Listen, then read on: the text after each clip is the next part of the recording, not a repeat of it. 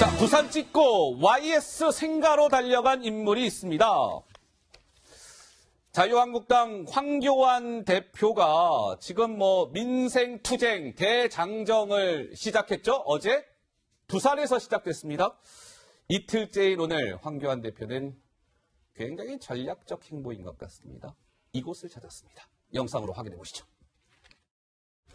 김영삼 대통령 정말 평생을 자유민주주의 지키기 위해서 헌신하신 분이고 23일간의 단식을 통해서 민주주의를 관철하기 위한 노력을 하셨던 것을 기억나고 어려울 때 나라를 세우시는 그 과정에서 젊은 이들에게도 많은 힘을 주셨다고 생각하는데 오늘 이곳에 오랜만에 와서 또 감회가 새롭습니다. 자, 그러니까 민생 투쟁 대장정 이틀째 황교안 대표가 김민지 기자, 김영삼 YS 전 대통령 생가를 찾은 모양이네요. 그렇습니다. 경남 거제에 위치한 이 YS 전 대통령의 생가를 찾은 건데 아하. 자유한국당의 상징색이죠. 빨강색 잠바를 입고 운동하시고 네, 흉상 앞에서 저렇게 추모하는 모습도 보이고요. 또 예. 대도무문이라는 휘호가 담긴 곳에서 또 추모하는 모습 그리고 보였고요. 또 방명록에는 평생 자유민주주의를 위해 헌신하신 대통령님의 큰 뜻을 국민과 함께 지키겠다 이렇게 적으면서 이제 생가 방문 일정을 소화하고 있는데요. 그 주변 사람들이 사진을 권유했다고 해요. 대통령 집무실이 이렇게 꾸며져 있는 곳에서 사람들이 사진을 찍으세요 이렇게 권하기도 했다고 하는데 사실 최근에 어떤 많은 얘기들을 좀 의식한 듯이 이러면 제가 오해가 생긴다 하면서 다른 의원들께 양보했다고 합니다. 이제 대통령 집무실을 이렇게 꾸며놨는데 아이고 황 대표님 저기서 사진 한 장 찍으시죠 그랬더니 아이고 아니되옵니다. 저기서 제가 사진을 찍으면 괜한 오해를 받을 수 있습니다. 황 대표 이제 정치인 다 됐네요. 이 자리에 앉았으면 이제 당장 대권병에 걸렸다. 그래. 네, 이런 비판이 나올 수 있거든요. 예. 그러니까 여러 가지를 지금 의식하는 아주 계산된 행보를 보이고 있습니다. 예. 근데 박 의원님 오늘 그러니까 민생투쟁 대장정 이틀째인 첫 행보가 YS 생가였다. 한국당 입장에서는 굉장히 전략적 행보다 이렇게 봐야 되겠죠? 그렇게 볼 수 있겠죠. 예. 저기가 이제 거제인데, 거제는 물론이거니와 PK 지역에서 여전히 그 YS에 대한 향수가 있거든요. 이제 그런 민심을 한편으로 얻겠다라는 것이고, 예. 또 이번에 민생투쟁 대장정이라고 이름을 붙였지만은 지금 황교안 대표의 동선을 보면 동선? 대권투쟁 대장정인 것 같아요. 어허. 그래서 YS 대통령의 생가를 찾으면서 예. 은연중에 또 자신의 정치적 꼬부를 드러내는 그런 행보를 한 게 아닌가 싶습니다. 예. 다만 제가 조금 이제 황 대표에게 구원을 드리고 싶은 건 그런 점이에요. 예. YS가 목숨을 걸고 단식 투쟁을 하셨고 민주주의를 위해서 군사독재 정권 시절 동안에 정말 치열하게 싸웠는데 예. 그때 그렇게 싸웠던 명분과 지금 자신이 저렇게 이 민생투쟁 대장정이라는 걸 하고 있는 것의 명분과 이거를 좀 비교해 보면서 네. 뭔가 좀 느끼는 게 있으셨으면 좋겠다. 예. 이런 구원을 좀 드리고 싶습니다.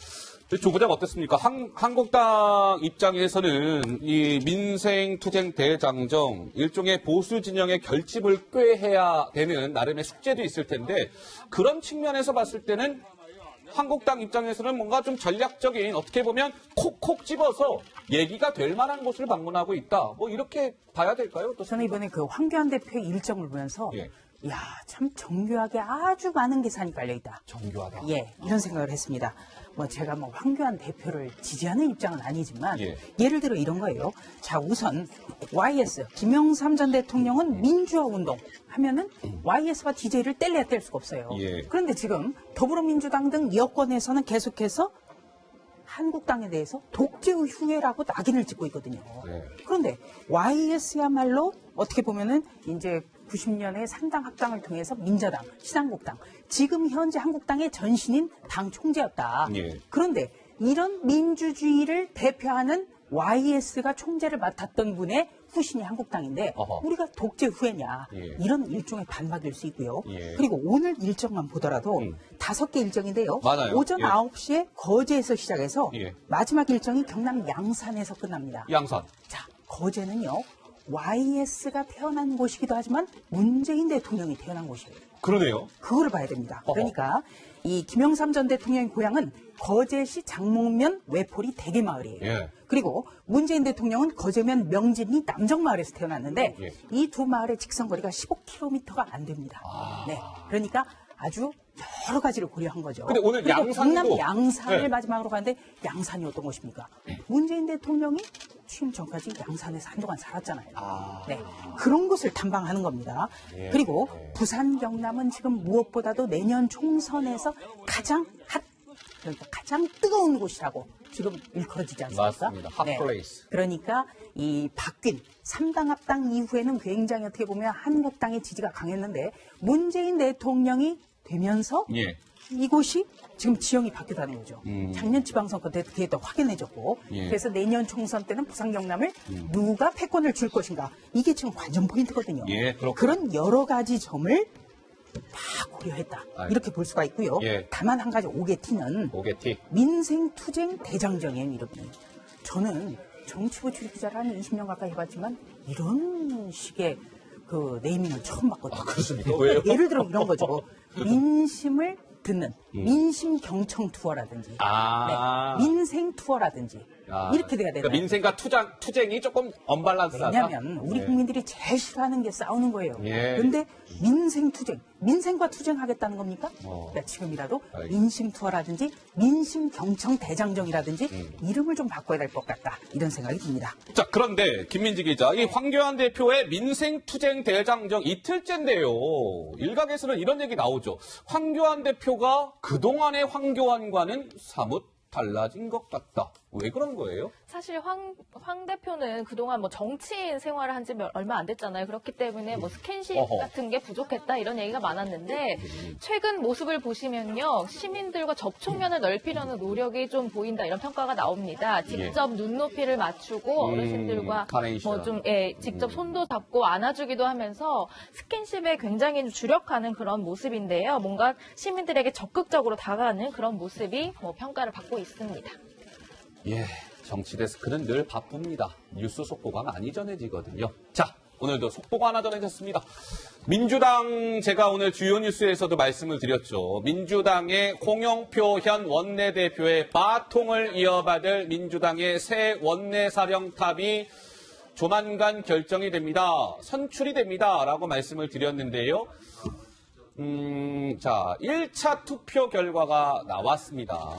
지금 이 3명의 삼선 의원이 출마했잖아요. 이인영, 김태년, 노웅래 이렇게 3명이 출마했는데 자 보시는 바와 같이 이인영 지금 후보가 54표를 얻었어요. 그러면 저 1등 해갖고 끝난 거 아니야? 라고 생각하실 수 있을 텐데요. 민주당 원내대표 이 선거는 민주당 의원의 과반이 넘어야 되거든요. 1차 투표에서는. 근데 저 54표는 과반에 지금 미달합니다. 그래서 2차 투표, 결선 투표를 1등한 이인영과 2등한 김태년 의원이 김태년 의원 간의 이제 결선 투표가 네. 지금 진행이 되고 있다고 합니다. 더불어민주당 의원이 예. 128명인데요. 예. 1차 투표에서 결론이 나려면 과반인 65명, 아하. 65표를 얻어야 되는데 그러니까요. 3명이 출마했기 때문에 이거는 1차 투표에서는 판가름이 나지 않을 거다. 예. 결선 투표를 갈 거다. 이런 분석들이 굉장히 많았습니다. 그래서 대부분이 이인영, 김태년, 김태년, 이인영 이런 순서대로 결선 투표에 진출하는 거 아니냐 예. 이렇게도 관측이 나왔고요. 예. 이제는 그 탈락자인 노웅래 의원의 표가 어느 쪽으로 결집될 그러니까요. 것인가. 그게 네, 관건이군요. 이것이 관건입니다. 예. 자, 이인영 의원 같은 경우에는 이제 그 86그룹, 네. 전대협 의장을 지낸 86그룹이고요. 김태년 의원 같은 경우에는 17대 총선 때 알겠습니다. 당선이 돼서, 예. 네. 이해찬 대표계, 네. 의정연구센터라는 이해찬계도 예. 활동을 했었습니다. 자, 뭐 정치데스크 시간에 결과가 전해지면 다시 또 속보로 좀 전해드릴게요. 황교안 대표의 민생투쟁 대장정 얘기를 계속 이어가겠습니다. 황 대표의 이번 이 일종의 전국 순회 투어와 관련해서 여권은 이런 시각을 보내고 있습니다. 황교안 대표 무슨 병에 하나 걸리신 것 같은데요? 라고 하면서 황 대표를 향해서 맹공을 가하고 있습니다. 그 주장의 핵심은 바로 이겁니다. 영상으로 확인해 보시죠. 장애투쟁이 과거에는 언로가 막힌 야당의 저항 수단으로 어느 정도 효과가 있었지만 이번처럼 제1야당이 일으킨 폭력 사태를 전 국민이 지켜보신 상황에서는 길어질수록 오히려 역풍을 맞이할 것이라고 뭐 민생 투쟁을 하겠다 이렇게 하는데 그 정확한 표현은 대권 투쟁입니다. 투쟁 대장정은 제가 처음 들어본 신조어인데 요즘 정말 어울리지 않는 신조어로 국민들을 정신을 못 차리게 만들고 있어요. 지금 국회 사무총장님한테 전부 다 월급에 차 붙이라고 하려고 지금 그렇게 하고 거기 참여. 자, 황교안 대표의 이번 뭐랄까요 민생 투쟁 투어의 키워드를 좀 본다면 한번 보시죠. 뭐 이런 거예요. 백팩을 메고 빨간 점퍼를 입고 운동화를 신고 돌아다니고 있죠. 그리고 뭐 검은색 그 세단을 타고 다니지 않습니다. 지하철 타고 버스 타고 택시 타고 대중교통 이용하고 있죠. 세 번째, 나는 서민의 아픔을 이해합니다 하면서 눈물도 흘렸습니다. 그리고 서민들과의 스킨십, 접촉면을 넓히고 있고요. 근데 박 의원님, 여권에서는 저러한 황 대표의 행보가 진정성 있는 행보가 아니라 당신 대통령 되려고 대권병에 걸린 거 아닙니까? 이런 시각을 보내던데 저 대권병입니까? 정치인이 국민들을 만나서 유권자들을 만나서 민심의 목소리를 경청한다는 것은 뭐 언제나 바람직한 일입니다. 예.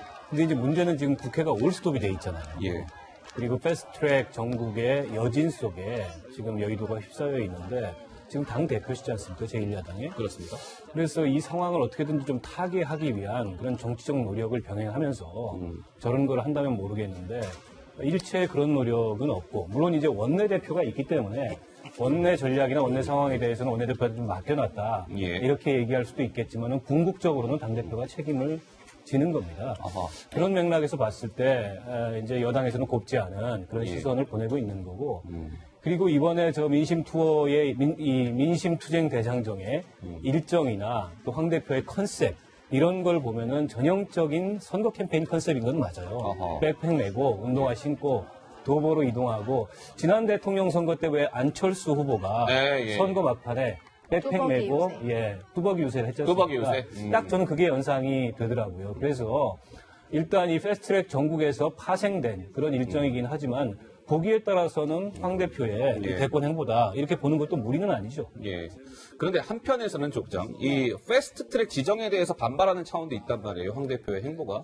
근데 어쨌든 한국당 입장에서는 제1야당이 여야 4당으로부터 패싱을 당했잖아요. 네. 그러면 그 항의하는 차원에서 황 대표 입장에서는 저런 민생투쟁 대장정이 훌륭한 정치 초년병 황교안 입장에서는 좋은 현장 학습의 기회가 될 수도 있지 않을까요? 바로 그 점 때문에 더불어민주당이 전략을 아주 정교하게 짜야 되는 거예요. 아, 그렇습니까? 왜냐하면 예. 황교안 대표가 지금 원외입니다. 예. 그런데 국회로 돌아와라. 이런 구호가 안 통하는 거예요.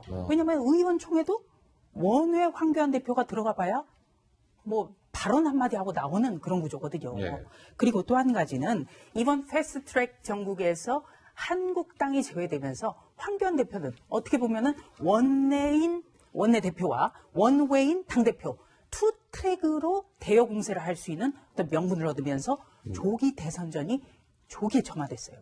예. 바로 그 점이 또 황교안 대표한테는 기회거든요. 네. 그리고 백팩이라든지 대중교통 이런 국민과의 스킨십 이런 거는 대선 주자라면 다 거쳤던 겁니다. 안철수 전 대표 그랬죠. 박원순 서울시장 계속 그랬죠. 네. 그리고 이 서민 행보를 제일 먼저 시작한 거는 2002년 대선 재수를 앞둔 이회창 전 한나라당 총재 때였어요. 이회창. 예, 제가 한번 따라다녀 봤는데 그렇죠. 예를 들어서 제가 한 6개월 정도 따라다녔거든요. 네. 그때 이제 정치부 초년병으로 네네. 노무현 후보 시절에는 새천년민주당에서 가령 호텔에서 매일 잤어요, 기자님. 네. 물론 저희가 이제 돈은 냈지만. 근데 이회창 전 총재 때는 2만 원짜리 여관에서 자고 예. 이회창 전 총재가 시장에서 나로이를 먹고 그래서 당시에 새천년민주당의 김현미 부대변인이 논평이 그런 것도 있었어요. 아하. 서민은 오이를 씻어 먹는다. 아하. 네. 그런 논평도 지금 기억이 나는데 그렇군요. 일단 예. 국민 속으로 파고드는 알겠습니다. 이것을 아무도 뭐라고 할 수는 없는데 패스트트랙에서 한국당이 제외되면서 예. 황교안 대표에게는 기회가 열렸습니다. 기회가 열렸다. 그런데 한국당 입장에서는 조금 곤혹스러운 일이 하나 생긴 것 같습니다. 시청자 여러분. 그 당의 살림살이를 총 책임지는 사람이 누구죠? 그 당의 사무총장입니다. 굉장히 중요한 직책인데요. 한국당의 사무총장 김민지 기자 욕설 파문 논란에 휩싸여 있죠. 한성교 사무총장인데요. 이제 황교안 대표의 일정 같은 거를 사무총장이 총괄하게 되니까 이제 그 회의가 열렸나 봅니다. 근데 어제 기억하실 겁니다. 자갈치 시장에 갔는데 어제 휴무일이었잖아요. 그랬죠. 그것 때문에 황 대표의 부산 일정이 부실하게 짜여졌다. 이런 이유로 어제 회의에서 좀 큰 소리가 났나 봐요. 그런데 그 와중에서 문제가 된 건 좀 듣기 힘든 욕설을 포함해서 한성교 사무총장이 심한 말을 했다는 겁니다. 당직자에게 땡땡땡땡 입에 담을 수 없는 욕설을 해서 회의 참석자들을 내쫓고 또 욕설을 들은 당직자가 사직서를 제출한 다음에 잠적을 하는 그런 상태라고 합니다. 그러니까 욕설 논란이 불거진 겁니다. 예. 그러니까 급기야 이제 이런 상태가 되니까 자유한국당의 이제 사무처 직원들이라는 거는 이제 의원들을 보좌하는 당직자들인 것이잖아요. 한국당에 소속돼 있는 이분들이 뿔이 단단히 났어요. 내가 모시고 있는 사무총장 한선교를 사무총장으로 인정할 수 없다. 뿔난 한국당 사무처 직원들 공개 사과에 그치지 않고 물러나세요. 사퇴를 요구하고 있습니다. 사무처 당직자들이 그 자당의 사무총장을 저렇게 대놓고 물러나라고 요구하는 것은 전례가 없는 일이랍니다. 맞습니다. 예. 좀처럼 보기 힘든 장면이 지금 나타나고 있는데요. 예. 사무처의 당직자 노조가 웬만해서는 성명을 내고 인사권자거든요, 사무총장은. 사무총장한테 공개적으로 사퇴를 요구하는 경우는 없습니다. 제가 지금까지 한 번도 못 봤는데. 예. 그래서 이게 이제 외부로 알려진 것보다 또 보도에 나온 것보다 당시에 그 욕설을 할 상황이 굉장히 심각했던 게 아닌가 이런 짐작이 가능하고요. 예. 또 일각에서 들리는 얘기는 이게 처음이 아니고 처음이 몇 차례 좀 반복된 그런 일이다. 이런 이 논평도 있어요. 그렇게 봤을 때 황교안 대표나 나경원 원내대표는 굉장히 곤혹스러울 거예요. 특히 황교안 대표가 임명권자이기 때문에. 처음에 한선교 의원이 임명됐을 때도 다소 의아하다는 당내 반응이 있었습니다. 저분이 이제 4선이고 중진 의원이기는 한데 당 사무총장을 맡기에는 그동안의 경력도 그렇고 평판도 그렇고 좀 뜬금없는 거 아닌가 이런 평이 있었는데 기어이 이런 사고가 났네요. 그러니까 국회의원들이 사실은 요즘에는 자기 의원실에 있는 보좌진들한테도 저런 식의 막말을 안 합니다. 네. 근데 보좌진도 아니고 어허. 당직자에게 저런 식의 욕설과 막말을 했다는 것은 사실은 중진으로서 굉장히 부끄러운 일이고요. 예. 저는 모르긴 몰라도 사무총장직을 계속 수행하기는 좀 어렵지 않을까 어허. 그렇게 봅니다. 황교안 자유한국당 대표 이번 이제 한선교 사무총장의 이 욕설 파문 논란과 관련해서 오늘 기자들의 질문을 받았습니다. 어떻게 하실 겁니까, 대표님? 그 질문에 황교안 대표 이렇게 답했습니다. 잠깐 그 목소리 듣고 오실까요? 어제 그 사무총장 파문 때문에 지금 좀 당이 좀 소란스러운데 혹시 대표로서는 좀 어떻게 보시는지? 지금 당장 그 피해자라고 하는 분이 연락이 잘 안 되는 것 같아요. 정확한 내용이 뭔지를 좀 더 파악해봐야 되겠습니다. 그럼 앞으로 한 총장 거취에 대해서는 좀 어떻게 하실 예정이세요? 자세한 내용을 좀 파악해봐야 되겠습니다. 얼마나 좀 시간이 걸릴까요? 글쎄요, 진행을 좀 해봐야 되겠죠. 황교안 대표 정확한 좀 내용이 뭔지 파악해봐야 되겠다라고 얘기하면서 얼마나 시간이 걸리겠습니까? 글쎄요라고 답했습니다. 두분다 황교안 대표의 오늘 저 대응은 좀 어떻게 평가하고 싶으세요? 일단 이제 황교안 대표의 화법 자체가 좀 뜨뜻미지근한 그런 발언이 많거든요. 문제는 이제 결단인데요. 결단. 저도 박원석 전 의원의 말씀대로 이번 건은 그냥 넘어갈 수 없다. 거취를 정리해야 된다. 네, 여기에 동의합니다. 왜냐하면 시기가 너무나 비상한 시기예요. 지금 한국당이 탄핵 이전으로 돌아가는 어떻게 보면은 중차대한 갈림길이에요. 그것을 위해서 지금 황교안 대표가 민생 투어도 시작을 했거든요. 그런데 이렇게 찬물을 끼얹는다? 이건 굉장히 있을 수 없는 일이죠. 그러니까 얼마만큼 빠르게 정리하느냐. 특히 이 한성교 사무총장 같은 경우에는 이제 친박 그리고 박지만 씨의 관계 여러 가지를 봤어요. 그리고 또 한 가지는 황교안 대표의 성균관대 1년 후배입니다. 성대 1년 후배. 그렇기 때문에 더더욱이 당내에서는 읍참마석의 심정을 발휘를 해야 된다. 네. 그리고 한국당의 사무처는요, 민주정의당, 민정당 시절부터 공채 를 중심으로 한 아주 자존심 나름 강한 프라이드도 있고 그러겠네요. 다른 어, 당의 당직자들은 이렇게 아름아름 이렇게 채용이 됐는데 어. 한국당은 민정당 때부터 공채가 있었어요. 공채로? 네. 어. 그렇기 때문에 네. 다른 것보다 굉장히 자존심이 강하죠. 그렇군요. 네. 그래서 당을 이끌고 나가기 위해서는 사무총장에 대한 거취에 대한 명확한 지금 태도가 나와야 되죠.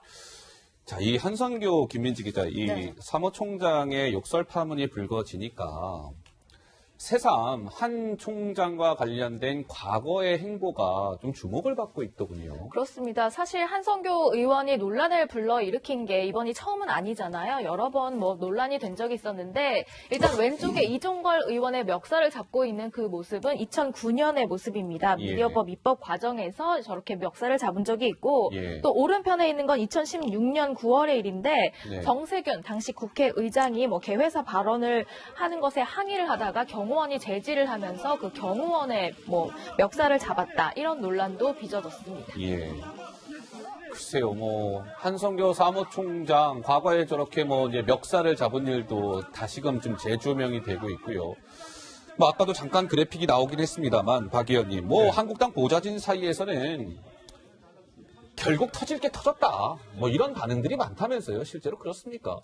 예. 좀 전에 나왔듯이 저분이 다소 이제 좀 언행이 거친 면이 있어요. 그리고 지금 소개됐던 그 사건들 이외에도 국회 문체위 상임위 도중에 이윤혜 의원한테 왜 웃어요? 내가 그렇게 좋아? 이런 발언을 해가지고 당시에 성희롱 논란도 있었고 아무튼 이게 언행과 관련된 구설이 많았는데 예. 그렇기 때문에 이게 이번 사고가 터지고 나서 이 자유한국당 당직자들이나 거대분들 사이에 그런 평가가 도는 게 아닌가 싶고요. 예. 좀 전에 조수진 부장도 말씀하셨지만 저런 일은 당대표가 빨리 처리하면 빨리 처리할수록 좋습니다. 그렇습니까? 왜냐하면 당 내부에서 저런 평가가 나오고 당 내부에서 물러나라는 얘기가 공개적으로 터져 나오는데 예. 이걸 그냥 무마하고 갈 수 있는 상황이 못 돼요. 알겠습니다. 자, 한선교 자유한국당 사무총장의 욕설 파문 논란까지 짚어드렸습니다.